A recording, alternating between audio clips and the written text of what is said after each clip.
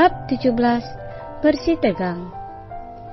Selepas kepergian Ara dan Nita, Vero langsung menarik kerah baju Revan dan memberikan bogeman mentah pada pipinya.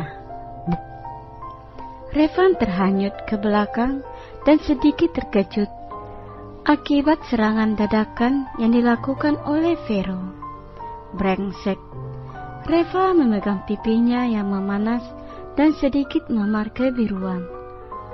Maklum, pukulan Vero benar-benar telak. Sial. Revan bangkit dan hendak menyerang balik Vero, tapi tiba-tiba ditahan oleh Gilang. Lo yang brengsek, Van. Gue udah bilang sama lo, jangan mencari masalah lagi dengan Ara. Sebenarnya, apa sih yang lo mau itu? Seru Vero. Pria itu juga akan menyerang Vera kembali. Tetapi tiba-tiba Romi hadir menengahi mereka. Stop! Kalian ini apaan sih? Kalau ada masalah, itu dibicarakan dulu. Jangan langsung main adu jotos kayak gini. Sebenarnya, kalian ini kenapa? Hah? Teriak Romi. Ya, kalau memang ada masalah, sebaiknya dibicarakan baik-baik. Dan juga jangan di sini. Lihat, kalian jadi tontonan semua orang. Seru Gilang ikut menengahi. Lepasin gue. Revan merontak mendorong tubuh Gilang. Udah, cukup. Sekarang kita bicarakan baik-baik. Ayo ke markas. Romi menarik tubuh Vero untuk dibawa keluar dari kelas Ara. Revan juga mengikuti langkah mereka. Sedangkan Gilang hanya diam menatap punggung ketiga cowok itu pergi meninggalkan kelas. Sebenarnya, apa yang kalian permasalahkan?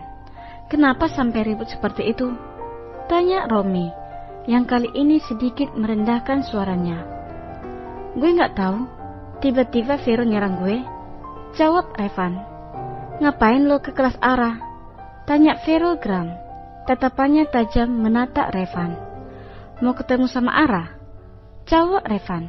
Brengsek. Ngapain lo nyari Ara? Vero mendekatkan tubuhnya. Emangnya kenapa? Nggak boleh. Emang lo siapanya Ara? Tanya Revan menatap tajam ke arah sahabatnya itu. Cih, apa lo nggak ingat bagaimana lo mempermalukan Ara selama ini? Vero mengingatkan semua sikap Revan selama ini kepada Ara. Revan tahu kalau Vero pasti akan mengungkap hal itu. Tapi dia harus bisa menahan emosinya agar semuanya tidak menjadi berantakan. Gue sekarang ada urusan sama Ara. Pak Ridwan nyuruh gue buat jadi tutornya Ara, karena sebentar lagi akan memasuki semester akhir. Dan Pak Ridwan takutnya Ara gagal dalam ujian matematika, bahkan nanti bisa nggak naik kelas. Gue udah sadar kalau selama ini punya banyak salah sama Ara. Gue memang keterlaluan. Gue juga udah siap menerima kekesalan dari kalian. Tapi gue udah minta maaf sama Ara. Gue mau nebus semua kesalahan gue dengan cara menjadi tutornya. Ucap Revan panjang lebar. Romi dan Vero saling memandang. Kalau kalian gak percaya, gue bisa telepon Pak Ridwan. Lanjut Revan meyakinkan kedua sahabatnya itu. Gak perlu. Kita percaya kok. Jawab Romi. Vero melihat ketulusan di mata Revan saat berucap. Hatinya pun sedikit luluh, kemudian mengulurkan tangannya ke arah Revan. Gue minta maaf sama lo, Van. Tadi gue udah mukul lo. Jujur, gue senang kalau lo sekarang udah berubah sama Ara. Ucap Vero. Sepertinya memang kali ini Revan benar-benar berubah. Gue juga minta maaf sama lo, Ver. Karena kemarin gue juga udah mukul lo. Jawab Revan tersenyum tulus. Persahabatan yang sudah dibangun sejak lama tidak akan membuat ketiga bersih tengah kalau bisa dibicarakan dengan baik-baik. Ara melipat mukenanya setelah selesai mengerjakan ibadah sholat asar. Kemudian berdiri menuju lemari dan menyimpan mukenanya di dalam. Tok tok tok. Kak Ara, teriak Siva dari luar kamar Ara. Masuk aja, Fa. Gak dikunci kok. Siva membuka pintu berlahan. Kak, Siva mau curhat sama kakak? Ucap Siva duduk di samping ranjang. Mau curhat apa lagi? Kemarin curhat katanya dikasih bunga sama seseorang. Terus sekarang mau curhat masalah apa? Tanya Ara kepada adik sepupunya itu. Ya, mereka adalah saudara sepupu. Ara adalah putri dari kakaknya Fitria yang bernama Rika. Ara mempunyai seorang kakak laki-laki yang masih tinggal di Jogja. Ikut neneknya di sana. Usia mereka tidak terpaut jauh. Setelah Rika memutuskan untuk bercerai dari suaminya, dia meminta tolong pada Fitria untuk menjaga Ara. Rika tidak mau kembali ke Jakarta karena dia tidak sanggup bertemu kedua orang tuanya. Dulu pernikahannya dengan ayahnya Ara tidak pernah mendapatkan restu, sehingga setelah sekian tahun membangun rumah tangga, akhirnya apa yang ditakutkan kedua orang tuanya pun akhirnya terjadi. Sebuah perceraian karena sikap ayah Ara yang kasar dan jarang pulang ke rumah. Kak, kenapa malam melamun? Enggak kok. Tadi mau cerita apa? Tanya Ara nyengir kuda. Itu kak, si Raka dideketin sama cewek lain. Dan sekarang Raka mengabaikan aku. Jawab Sipa. Raka cowok kamu? Tanya Ara. Sebenarnya Raka dan Sipa belum berpacaran. Kita hanya teman dekat. Karena Raka anaknya memang seperti itu, baik sama siapapun, perhatian, dan bertanggung jawab. Sipa menyukai Raka, tapi dia tidak mau berkomitmen sekarang dan lebih memilih berteman, ucap Sipa. Ara mangut mendengarkan cerita Sipa. Lebih baik kamu lupakan Raka. Kamu masih muda Sipa, gak usah cinta-cintaan dulu. Kamu cantik, baik, soleha.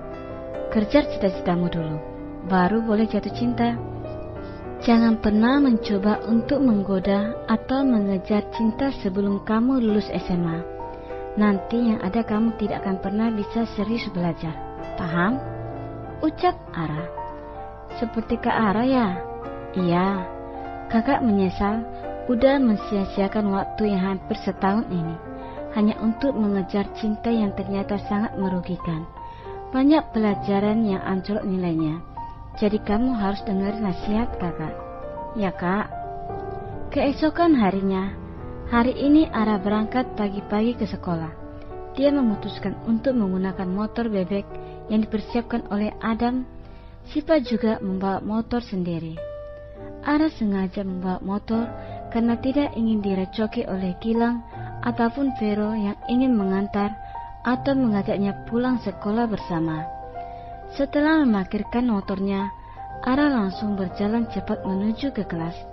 Dia tidak ingin bertemu Gilang, Vero, atau Revan yang akan membuatnya semakin pusing.